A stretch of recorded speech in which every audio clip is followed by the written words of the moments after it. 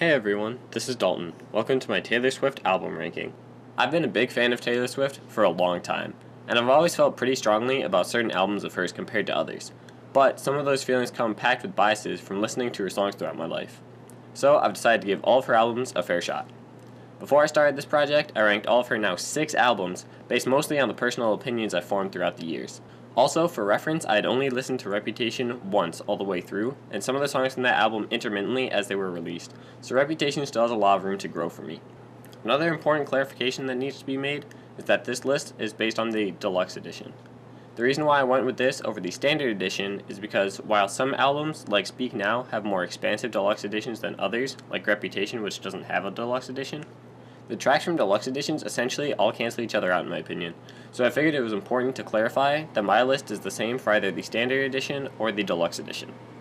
With all that said, here's my list from before starting the project.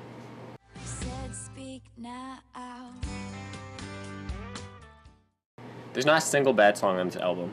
Actually, to put that another way, every song on this album is great, from Mine all the way down to Superman.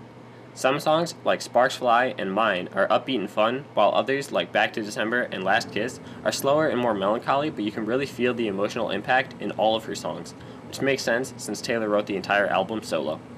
This album also has my personal favorite Taylor Swift song, which is Never Grow Up, which is why Speak Now edges it out over number 2.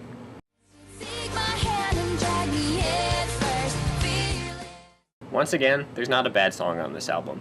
Everybody knows the words to Love Story and You Belong With Me from hearing them on the radio so often back in the day, and for good reason. They're really good songs. However, there are a couple songs, specifically Breathe, that while still great, don't quite evoke as much of an emotional response as all of the songs on Speak Now do.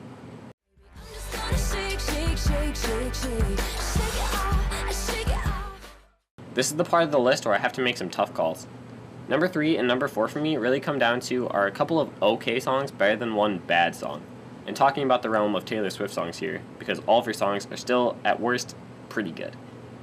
In this case, I went with the former over the latter. You Are In Love and I Know Places took a while to grow on me, and I'm still not super pumped for them like I am the rest of her songs, but the rest of this album is great, despite being a pretty noticeable shift in style from everything that came before.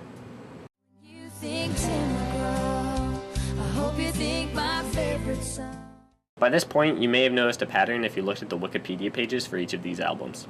The albums where just Taylor writes the songs tend to be higher up than the other albums. Obviously, 1989 is the exception, but that's because I'm not a big fan of Tied Together With a Smile. It's the one bad song that bumps this album down to me.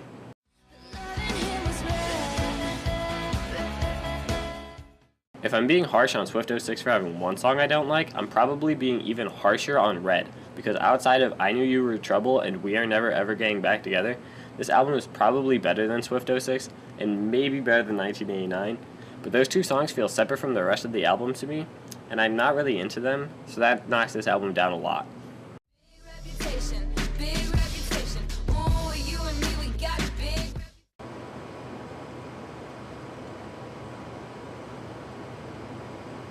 Hi, I'm looking for the old Taylor. I'm sorry, the old Taylor can't come to the phone right now. Oh, okay. Why is that? Why? Oh, 'cause she's dead. Oh, okay, I understand. So can I still leave a message, or...? Okay, I gotta say this. This album can either fly way up or stay exactly where it is because I've only listened to it all the way through once. However, from that, only Ready For It, Gorgeous, and Endgame stood out to me as great songs. The rest were pretty okay, where some had potential to be good, but others seemed like they'd be stuck at okay. I really want this album to be higher, but at least for right now, it's at the bottom. It's important to note that just because it's at the bottom of this list, doesn't mean it's a bad album either. In fact, to me it's probably one of the top 15 all-time best albums. It just happens to be the worst Taylor Swift album too. This establishes a relative baseline so you guys can see the changes in my opinion after going through this project. So now to establish what I'm actually going to be doing. Every day I'll listen to one of these 6 albums going in order, so for example Monday would be Swift06, Tuesday would be Fearless, etc. After each song I will write my general opinion on the song itself and how it fits into the overall arc of the album. Then when I finish the entire album, I'll give my overarching thoughts on it as a whole. Now some albums flow into each other better than others naturally, like Reputation, which is kind of one big story. But I mean more in the sense of, does this song feel like it belongs in this album? I'm not giving quantitative information about this, because it's an opinion and you can't really quantify how good a song is or how well it flows into other songs on an album. Anyways, thanks for watching, and remember to subscribe so you'll be ready for when I release the post-project rankings next week. I'll see you guys then.